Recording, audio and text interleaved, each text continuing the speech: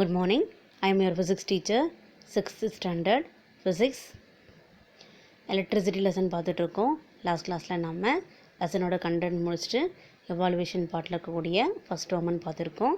அதனோட கண்டினியூட்டியாக இன்றைக்கி நம்ம எவாலுவேஷன் பார்ட்டில் இருக்கக்கூடிய second Roman filling the blanks பார்க்க போகிறோம். ஃபஸ்ட் கொஷின் பாருங்கள்.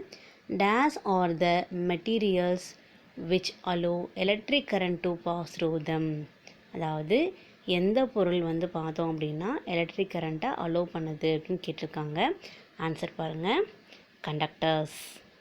கண்டக்டர்ஸ். செகண்ட் கொஷின் பாருங்கள். Flow of electricity through a closed circuit is dash.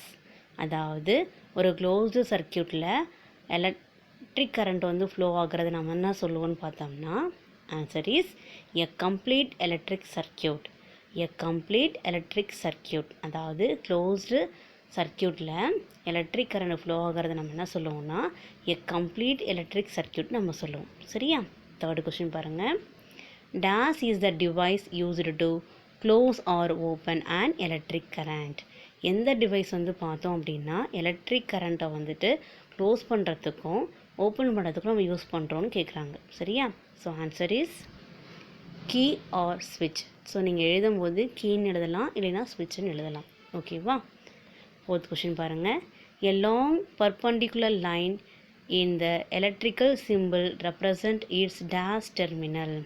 அதாவது நம்ம லாங்கராக ஒரு பர்பண்டிகுலர் லைன் போட்டோம் அப்படின்னா அந்த எலக்ட்ரிக்கல் சிம்பிள் எதை நம்மளுக்கு குறிப்பிடுது அப்படின்னு சொல்லிட்டு கேட்குறாங்க. So answer is positive terminal. Fifth question பாருங்கள். The combination of 2 or more cell is called a டேஸ். அதாவது 2 இல்லைன்னா அதுக்கு மேலே இருக்கக்கூடிய செல்லோட காம்பினேஷன் என்ன சொல்லுவோம்? Very good, battery. ஓகேவா? So answer is battery. இதை உங்களுடைய புக்கில் ஃபில்லிங் த பிளாங்க்ஸ் ஆன்சரில் எழுதி வச்சுக்கோங்க.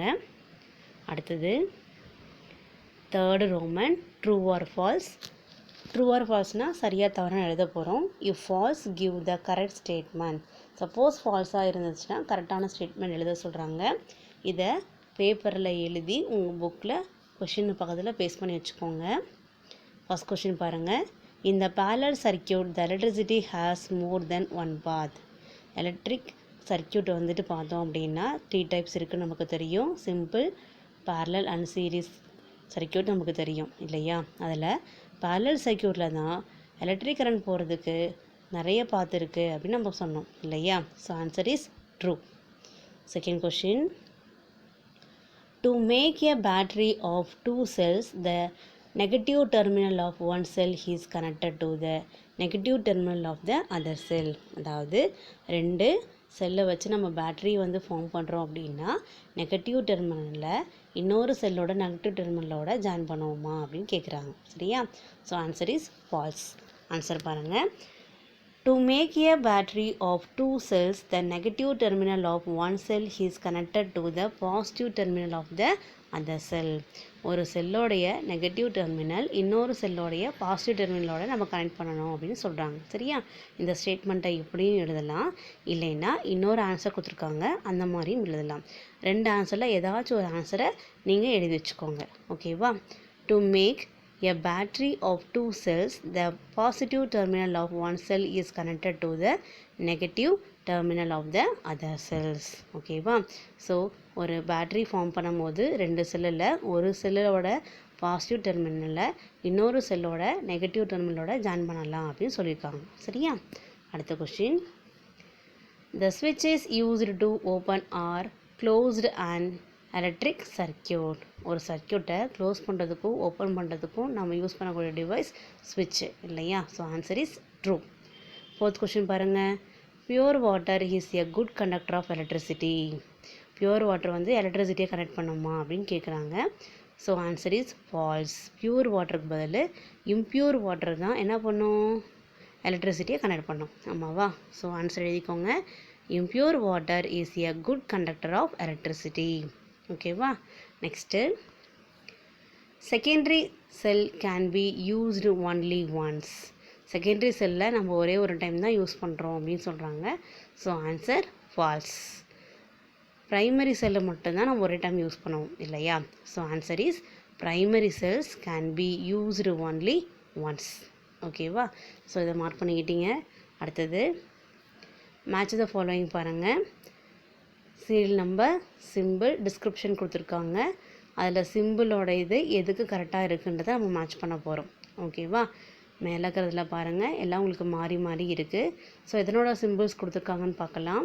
ஓப்பன் கீயோட சிம்பிள், செல்லோட சிம்பிள், பல்ப் க்ளோ ஆகக்கூடிய symbol, battery, bulb does not glow ஆகக்கூடிய சிம்பிள் வந்து கொடுத்துருக்காங்க.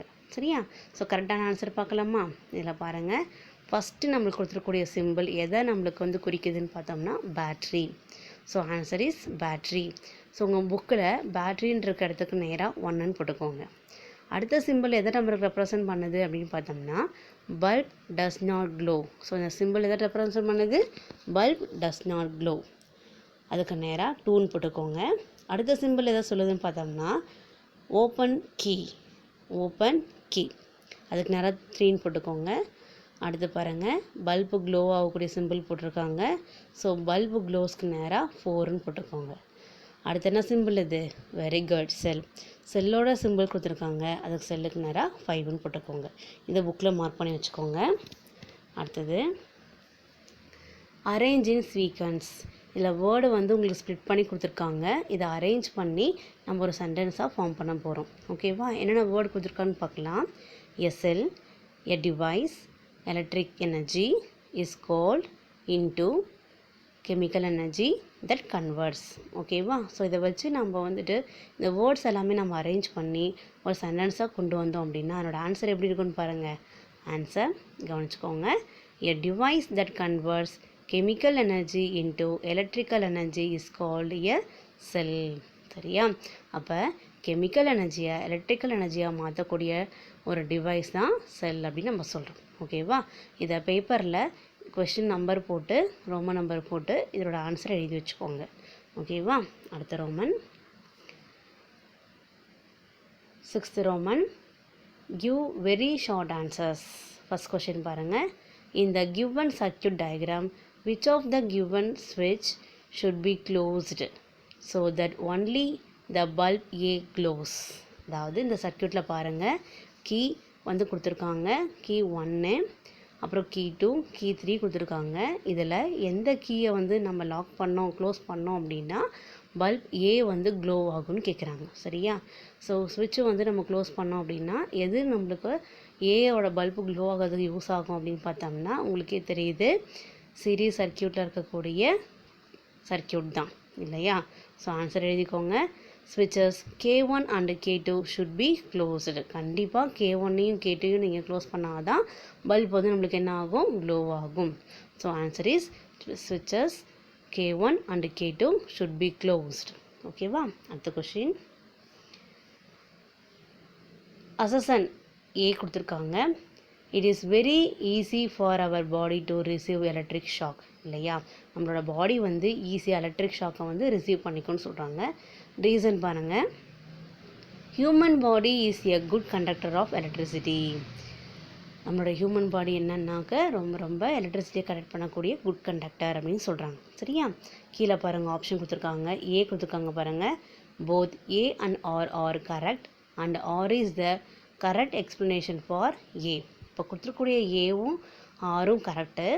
ஆர் வந்து கரெக்டான எக்ஸ்ப்ளனேஷன் வந்து ஏக்கு உண்டானது தான் அப்படின்னு கொடுத்துருக்காங்க. சரியா? அடுத்த ஆப்ஷன் பாருங்கள். A is correct but R is not the correct explanation for A. A correct தான், ஆனால் ஆர் வந்து சரியான ரீசன் கிடையாது அப்படின்னு சொல்கிறாங்க. சி பாருங்கள். A is wrong but R is correct.